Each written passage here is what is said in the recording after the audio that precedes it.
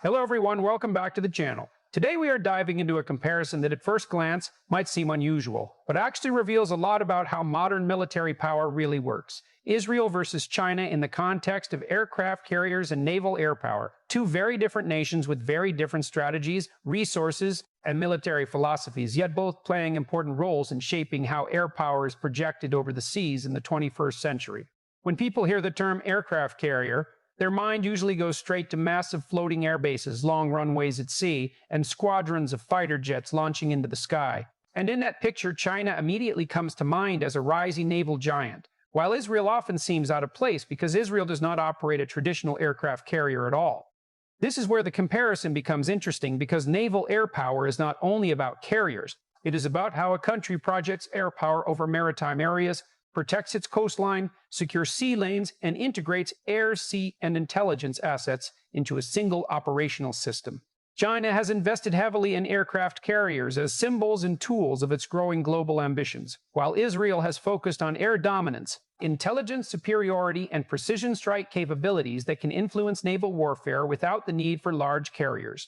To understand this properly, we first need to look at China's aircraft carrier program and what it represents in terms of naval air power, doctrine, and long-term strategic goals. China currently operates multiple aircraft carriers, starting with the Liaoning, which was originally a refurbished Soviet-era vessel, followed by the Shandong, the first domestically built carrier, and more recently the Fujian, which represents a significant technological leap with electromagnetic catapult systems. These carriers are designed to allow China to project air power far beyond its coastline, particularly in the South China Sea, East China Sea, and potentially into the wider Pacific and Indian Ocean regions. Chinese carriers operate primarily J-15 fighter jets, which are heavy multi-role aircraft derived from the Russian Su-33 design, capable of air superiority, anti-ship, and strike missions, although their size and weight impose certain limitations when launching from ski-jump-style decks.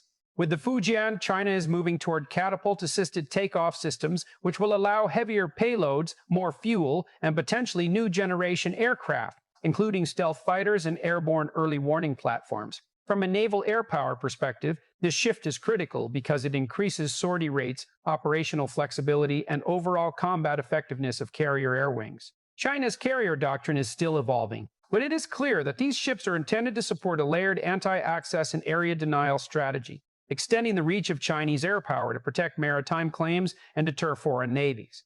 However, aircraft carriers are complex systems, not just ships with jets on top, and their effectiveness depends on training, experience, logistics, escorts, and integration with submarines, surface combatants, and space-based assets. China is still building experience in carrier operations, deck handling, coordinated strike packages, and sustained deployments far from home waters, something that traditionally takes decades to master. Now when we turn to Israel, the picture looks completely different, because Israel does not have aircraft carriers, and it does not seek to operate them in the traditional sense. Instead, Israel has built one of the most capable air forces in the world, optimized for rapid response, precision strikes, intelligence-driven operations, and integration with naval platforms and coastal defense systems. The Israeli Air Force operates advanced fighter jets such as the F-35I Adir, F-15 variants, and F-16s, all heavily customized with Israeli avionics, sensors, and weapons. These aircraft provide Israel with air superiority, deep strike capability, and the ability to project air power over the Mediterranean, Red Sea, and beyond, without the need for carriers. Israel's naval air power concept relies on land-based aircraft working closely with naval vessels, submarines, and intelligence networks to achieve sea control and deterrence. For example, Israeli submarines are believed to play a major role in strategic deterrence, while surface ships are equipped with advanced air defense systems and sensors that integrate with Air Force assets.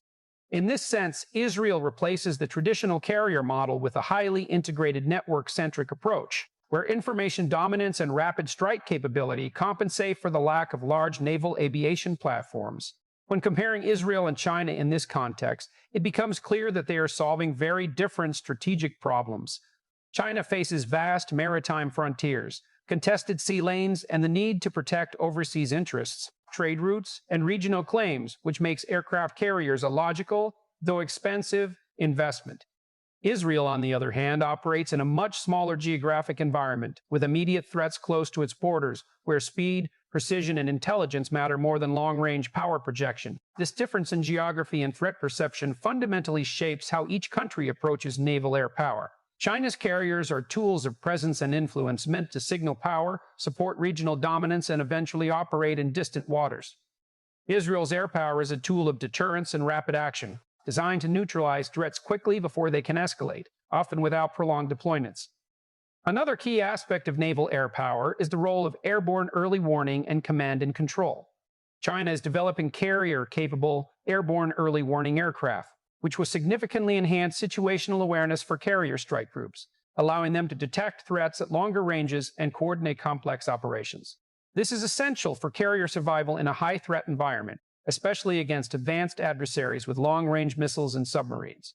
Israel, meanwhile, already excels in airborne early warning and intelligence, surveillance, and reconnaissance, using land-based platforms to provide extensive coverage over maritime areas. Israeli systems are known for their sophistication, data fusion, and real-time connectivity with both air and naval units, creating a seamless operational picture. In many ways, Israel's strength lies not in the size of its platforms, but in the quality of its information and the speed at which it can act on it.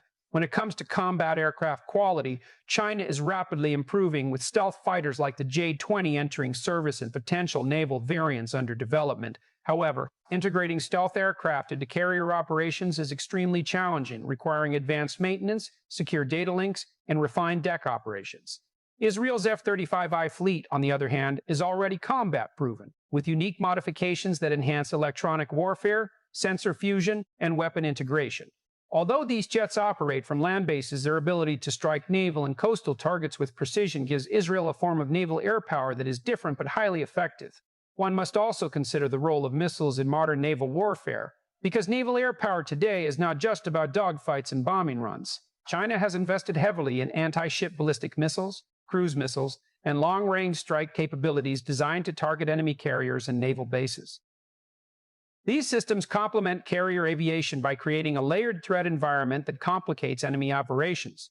Israel similarly emphasizes precision-guided munitions, standoff weapons, and advanced air-to-surface missiles that can be launched from aircraft, ships, and submarines. This means that even without carriers, Israel can influence maritime battle space by striking ships, ports, and support infrastructure with high accuracy. Training and combat experience also play a critical role in evaluating naval air power. China's Navy and naval aviation are improving rapidly, but they lack extensive combat experience, particularly in high-intensity naval air operations. Most of their training is conducted through exercises and simulations, which, while valuable, cannot fully replicate the chaos and unpredictability of real combat. Israel, by contrast, has decades of combat experience, including complex joint operations involving air, land, and sea forces.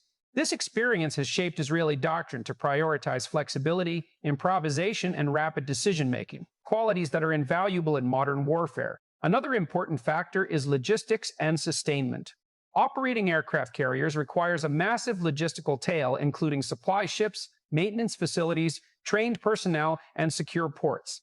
China is investing heavily in this area, building support vessels and overseas facilities to sustain long-range deployments. Israel's approach avoids much of this burden by relying on land-based infrastructure, which is easier to protect, maintain, and rapidly adapt. This difference again reflects the contrasting strategic goals of the two nations. From a technological innovation standpoint, both countries are highly advanced, but their focus areas differ.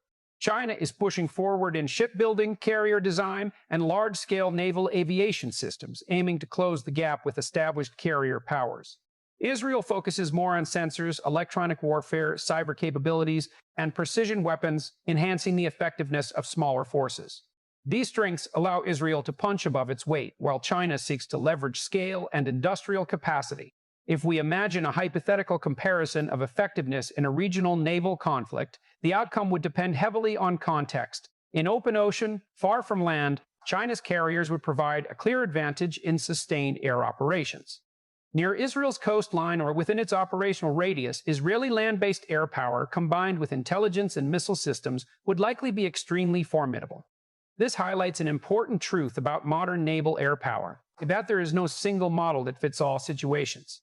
Aircraft carriers are powerful tools, but they are not the only way to achieve air dominance at sea. Israel demonstrates that a networked, intelligence-driven approach can achieve many of the same objectives, especially in constrained geographic environments. China demonstrates how carriers can extend influence and presence over vast maritime areas, supporting broader strategic ambitions. Looking to the future, both countries are likely to continue refining their approaches. China will gain more experience, integrate new aircraft, and improve joint operations, making its carrier force increasingly capable. Israel will continue to enhance its air force, integrate new technologies, and maintain its edge in intelligence and electronic warfare. In this sense, the comparison between Israel and China is less about who is stronger overall, and more about how different strategic needs produce different solutions. Naval air power is not just about the number of carriers or aircraft, but about how effectively they are used within a broader system. China is building a traditional carrier-centric model adapted to its regional and global ambitions. Israel is perfecting a distributed, land-based model that leverages quality, experience, and information dominance. Both approaches reflect deep understanding of their respective security environments. As warfare continues to evolve, we may see elements of both models converge, with carriers relying more on network systems and land-based forces seeking greater reach. In the end, the comparison between Israel and China in terms of aircraft carriers and naval air power offers a fascinating insight into the diversity of modern military strategy.